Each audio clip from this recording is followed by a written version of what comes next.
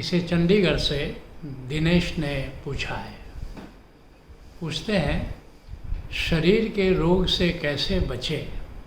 ये तो आज के 2 सत्रों में पता चल गया, लेकिन मन के रोग से कैसे बचाव करें? मन का एक ही रोग है, ज़्यादा नहीं है। शरीर के तो विविध रोग हैं, लेकिन मन का एक रोग है और वह है काम, अर्थात फल की कामना।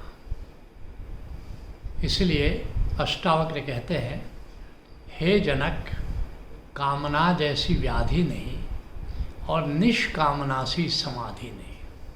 इससे बड़ा रोग नहीं है, कामना से बड़ा रोग नहीं है। आदमी अतृप्त है, आदमी को कितना कुछ मिल जाए उसकी तृप्ति नहीं होती है, वो प्यासा का प्यासा रह जाता है। इसलिए दुष्यंत कुमार ने लिखा है कि मैं प्यासा भृंग जन्म भर का, जन्म जन्मों से मैं प्यासा एक भौरा हूँ। कहते हैं कि सन्यासी होकर बिछड़ूँ तो उनका भी प्यार चिलम भर का। मैं प्यासा भृंग जन्म भर का, जन्मों जन्मों से, केवल दुष्यंत कुमार की बात नहीं है, जन्मों जन्मों से आदमी अतृप्त है। ऋषि कहता है, भोगो न भोक्ता वयमेव भोक्ता। अनंत भोग है, कितना भोग करोगे? भोग तो चुकते नहीं, लेकिन भोग करते करते हम ही चुक जाते हैं, हम ही भुक्त हो जाते हैं।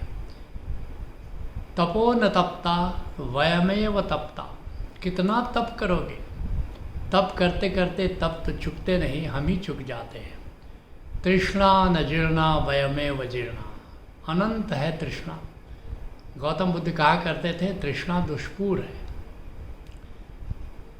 बिना पेंदी की जैसे बाल्टी हो, डालते जाओ पानी, वो ठहरता नहीं है। ऐसे ही अपनी कामनाओं को पूरी करने के लिए अनंत अनंत फल हम प्राप्त करते चले जाते हैं, विषयों से भरने की कोशिश करते रहते हैं, लेकिन हमारी बाल्टी भरती ही नहीं, हमारी प्यास बुझती ही नहीं। तृष्णा न जीर्णा वयमेव जीर्णा, कालो न यातो वयमेव याता। लोग कहते समय कटता नहीं है, नहीं, कालो न यातो, समय तो अनंत है, वो तो कभी कटने वाला नहीं है, लेकिन हम ही कट जाते हैं।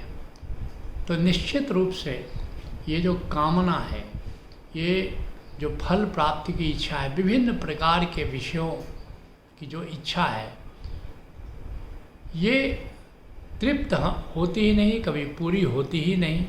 और इसी काम के कारण ये मूल रोग है। ये वृक्ष का समझ लो जड़ है, इसके बाद तो धड़ है, अनंत शाखाएं हैं, अनंत पत्तियां हैं उसके, लेकिन इसी काम के चलते क्रोध है, लोभ है, मोह है, ईर्ष्या है, द्वेष है, ये सब आ जाता है। काम के पीछे पीछे ये सब आ जाता है। इसीलिए बड़ा मुश्किल है परमात्मा के रास्ते पर बढ़ना, स्वास्थ्य के रास्ते पर बढ़ना। और जब भी मैं कहता हूँ कि परमात्मा के रास्ते पर बढ़ना, इसका मतलब है स्वास्थ्य के रास्ते पर बढ़ना, क्योंकि परमात्मा है क्या? आनंद है। आनंद है क्या? तृप्ति है। तृप्ति है क्या? परम स्वास्थ्य है। तो कबीर साहब जैसे लोग भी कहते हैं कि इतना आसान नहीं है स्वास्थ्य के रास्ते पर बढ़ना, परम स्वास्थ्य के रास्ते पर बढ़, क्योंकि परम स्वास्थ्य तृप्ति है, परम स्वास्थ्य आनंद है। इसलिए कबीर साहब कहते हैं, तेरा जन एकाध है कोई, एकाध कोई स्वस्थ है। अधिकतर लोग मानसिक रूप से रुग्ण हैं। तेरा जन एकाध, और जो एक है वो भी आधा है, वो भी पूरा नहीं है। तेरा जन एकाध है कोई, काम क्रोध मद लोभ विवर्जित। कहते हैं कि जो कैसे स्वास्थ्य प्राप्त करोगे, ये काम क्रोध लोभ मोह मद, जो इसको जो त्याग देता है, अर्थात अतृप्ति को जो विदा कर देता है, हरि को चीन्हे सोई। जो काम क्रोध लोभ मोह ईर्ष्या द्वेष, इसको जो त्याग देता है, और यही अतृप्ति है। अतृप्ति को जो विदा कर देता है, कहते हैं हरि को चिन्हे सोई। वही गोविंद को जान पाता है, वही परम स्वास्थ्य को उपलब्ध हो पाता है। संत मीरा कहती है, मनुआ राम नाम रस पीजे। ये राम नाम, ये जो ओंकार का रस है, और ओंकार अर्थात जो अनाहत नाद बज रहा है, और कहाँ से बज रहा है? बाजे जंत्र मधुरधुन होई, या जे बजावे से और कोई। तो मनुआ राम नाम रस पीजे, ये ओंकार का रस पान करो। लेकिन इतना आसान नहीं है।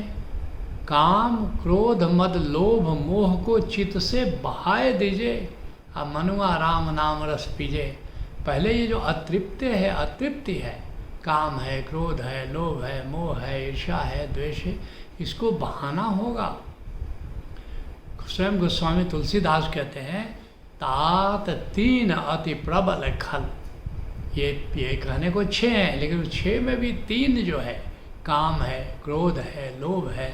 तात 3 अति प्रबल खल, काम क्रोध और लोभ, और मुनि विज्ञान धाम मना अकरत निमिष मोहो। अनेक अनेक मुनि हुए, अनेक अनेक तपस्वी हुए, ध्यानी हुए, ज्ञानी हुए, लेकिन जब काम जगता है, क्रोध जगता है, लोभ जगता है, तो क्षण भर में मन को शुद्ध कर देता है।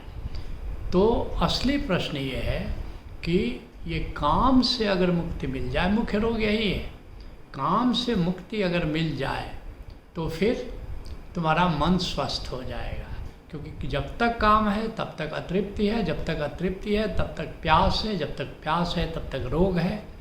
और इसका एक ही उपाय है। ये बड़ी अच्छी बात है कि मन का रोग भी एक है और उपाय भी एक है। ऐसा नहीं कि उपाय बहुत सारे हैं, एक ही उपाय है, जिसके लिए अष्टावक्र क्या कहते हैं, हे जनक, कामना जैसी व्याधि नहीं और निष्कामना सी समाधि नहीं। बस निष्काम हो जाओ, काम से मुक्त हो जाओ। और इसी को गीता में कृष्ण कह रहे हैं निष्काम कर्म योग, निष्काम कर्म योग। और एक अद्भुत बात है, सामान्यतः हम लोग सोचते हैं कि कर्म योग पहले है, ज्ञान योग उसके बाद में है, और भक्ति योग शिखर है। करीब करीब संत मत में ऐसी ही प्रधानता है, कर्म योग, ज्ञान योग, फिर भक्ति योग। लेकिन गीता मत और संत मत में ये सूक्ष्म अंतर है। गीता मत में कृष्ण कहते हैं कि नहीं, ज्ञान योग पहले कदम पर है, तभी तो अध्याय 2 में ही, क्योंकि गीता असली तो अध्याय 2 से शुरू होती है। पहले अध्याय में है कि कौरव और पांडव युद्ध क्षेत्र में आ रहे हैं, अर्जुन को वैराग्य हुआ है, युद्ध क्षेत्र में लोग आए हुए हैं, ये पहला है। लेकिन असली गीता का उपदेश शुरू होता है द्वितीय अध्याय से, वो ज्ञान योग का अध्याय है।